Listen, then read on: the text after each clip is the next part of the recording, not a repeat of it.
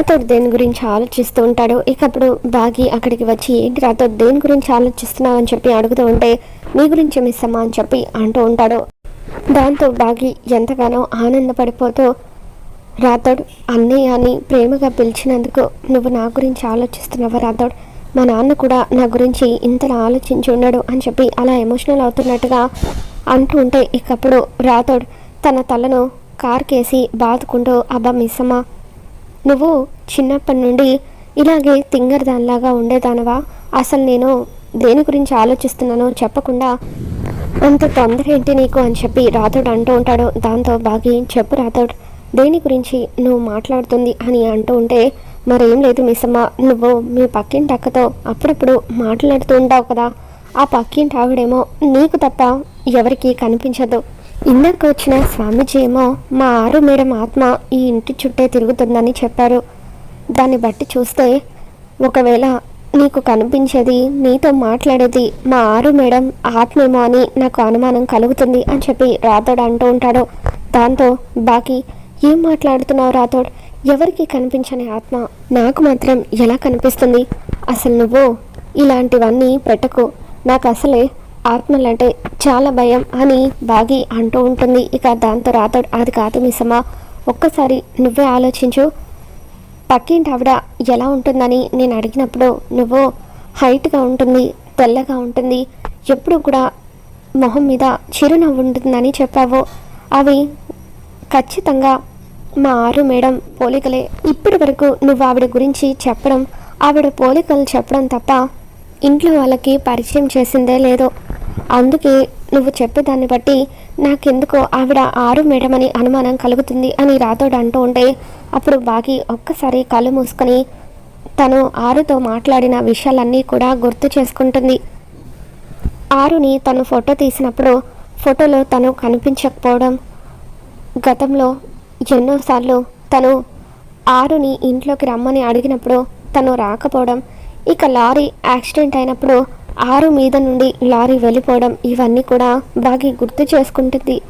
అవును రాథోడ్ నువ్వు చెప్పేది వింటూ ఉంటే నాకు కూడా అనుమానంగా ఉంది, రేపే ఆవిడ్ని అడిగి ఈ విషయం మీద ఒక క్లారిటీ తీసుకుంటాను అని చెప్పి బాగి అంటూ ఉంటుంది. తర్వాత రోజు ఉదయాన్నే బాగి ఎలాగైనా సరే ఈరోజు అక్కని నిలదీయాలి, తన చేయి పట్టుకొని ఇంట్లోకి తీసుకొచ్చి అందరి ముందు నిలబెట్టాలని చెప్పి బాగి అనుకుంటుంది. ఇక అలా లాన్లోకి వచ్చి ఆరు ఎక్కడైనా కనిపిస్తుందేమోనని చెప్పి చుట్టుపక్కల అంతా కూడా చూస్తుంది.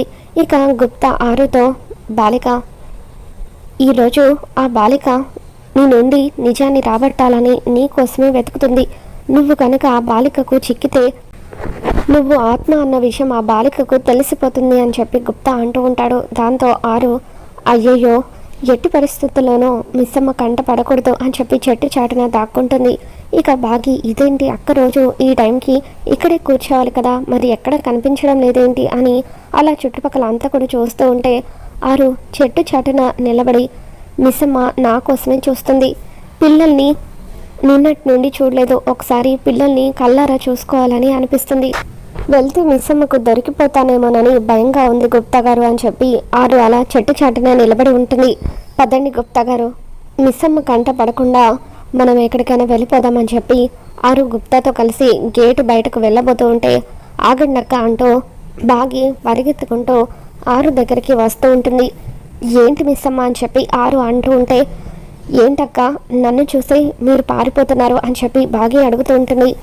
నిన్ను చూసి నేనెందుకు వెళ్ళిపోతాను మిస్సమ్మ, ఇంటి దగ్గర అర్జెంట్ పనుంది, నేను స్టవ్ ఆపేయకుండా వచ్చాను అందుకే వెళ్తున్నాను అని ఆరు అంటూ ఉంటే అప్పుడు బాగి ఉండండి అక్క, ఇంట్లో మీరు తప్ప ఇంకెవరూ లేరా, ఎవరో ఒకరు చూసి స్టవ్ ఆపేస్తారులేండి, ఈరోజు నేను మీతో ఒక ముఖ్యమైన విషయం మాట్లాడాలి అని చెప్పి బాగి అంటూ ఉంటే అయ్యో మిస్సమ్మ ఈరోజు నిజాలన్నీ రాబట్టే వరకు నన్ను వదిలేలా లేదు అని చెప్పి ఆరు అనుకుంటుంది. ఒక్క విషయం సూటిగా అడుగుతాను చెప్పండి అక్క, మీరు నిజంగా మనిషేనా లేదంటే ఆత్మనా అని చెప్పి బాగి అడుగుతూ ఉంటుంది. మిస్సమ్మ ఏం అడుగుతున్నావు నువ్వు, నేను ఆత్మని ఎలా అవుతాను అని చెప్పి ఆరు అడుగుతూ ఉంటుంది. ఇక దాంతో బాగి ఎప్పుడు మీరు నాతో మాట్లాడటమే తప్ప ఇంట్లో ఎవరితోనూ మాట్లాడలేదు, వాళ్లకు కనిపించలేదు, పైగా ఆ రోజు రౌడీలు పిల్లల్ని కిడ్నాప్ చేసి అడవిలోకి తీసుకుని వెళ్ళినప్పుడు ఆ తీవ్రవాదులు ఆయన్ని కట్టిపడేసి ఆయన చైర్కి బాంబ్ ఫిక్స్ చేసినప్పుడు మీరే నా దగ్గరికి వచ్చి తీవ్రవాదులు ఆయనకు బాంబు ఫిక్స్ చేసినట్టు నాతో చెప్పారు. అంత దట్టమైన భయంకరమైన అడవి ప్రాంతానికి మీరొక్కరే ఒంటరిగా ఎలా వచ్చారు అని చెప్పి అలా బాగి ఆరుని ప్రశ్నిస్తూ ఉంటుంది.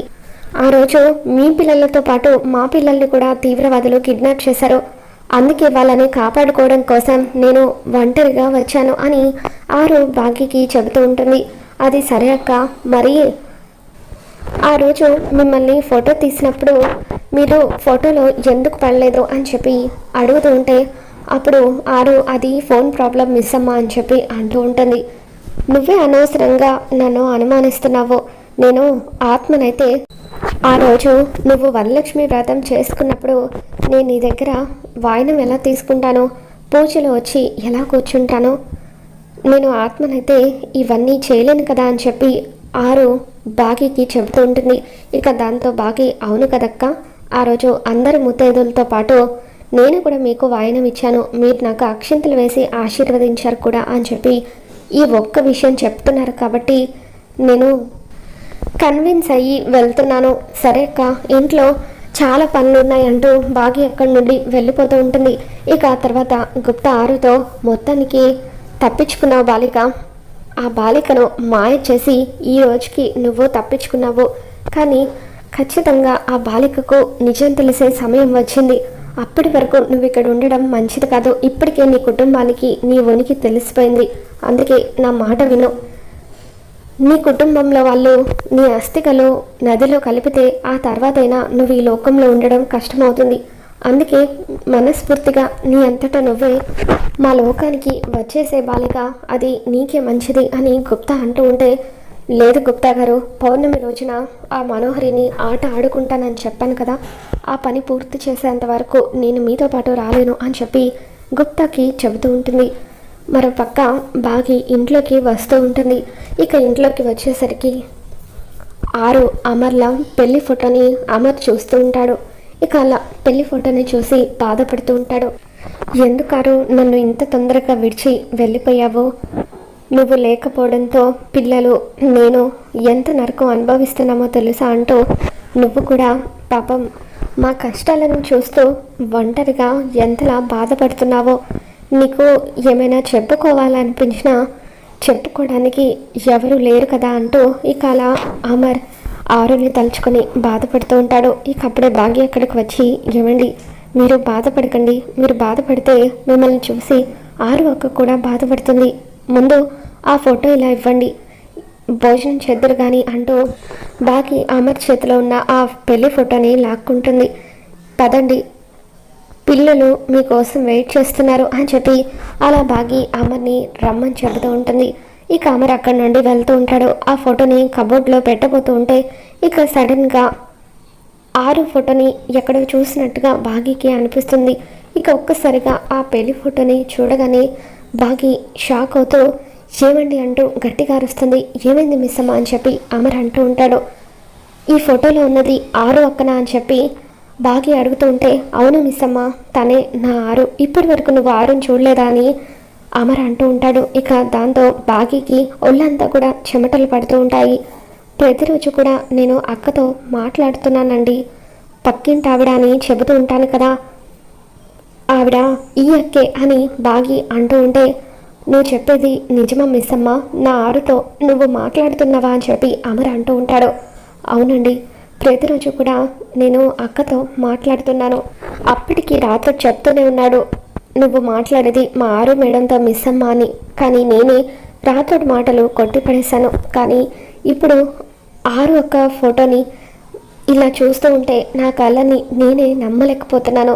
అసలు అక్క నాకు మాత్రమే ఎందుకు అనిపిస్తుంది, ఎందుకు నాతో మాట్లాడుతుంది అని చెప్పి బాగి అంటూ ఉంటే, ఎందుకంటే మీ ఇద్దరిది రక్త సంబంధం కాబట్టి, మీ ఇద్దరు అక్క చెల్లెలు కాబట్టి అని చెప్పి అమర్ బాగికి చెబుతూ ఉంటే బాగి ఒక్కసారిగా కుప్పకూలి ఏడుస్తూ, ఏంటండి మీరు చెప్పేది, ఆరు నా తోడ పుట్టిన నా సొంత అక్కన అని చెప్పి అడుగుతూ ఉంటుంది. దాంతో అమర్, అవును మిస్సమ్మ, ఇన్ని రోజులు మిమ్మల్ని బాధ పెట్టడం ఇష్టం లేక ఈ నిజాన్ని నీ దగ్గర దాచాను. మీరు వెతుకుతున్న మీ అక్క మరెవరో కాదు, నా ఆరునే. ఈ మధ్య నాకు ఈ విషయం తెలిసిందంటూ అమర్ చెప్పగానే బాగి కుప్పకూలి ఏడుస్తూ ఉంటుంది.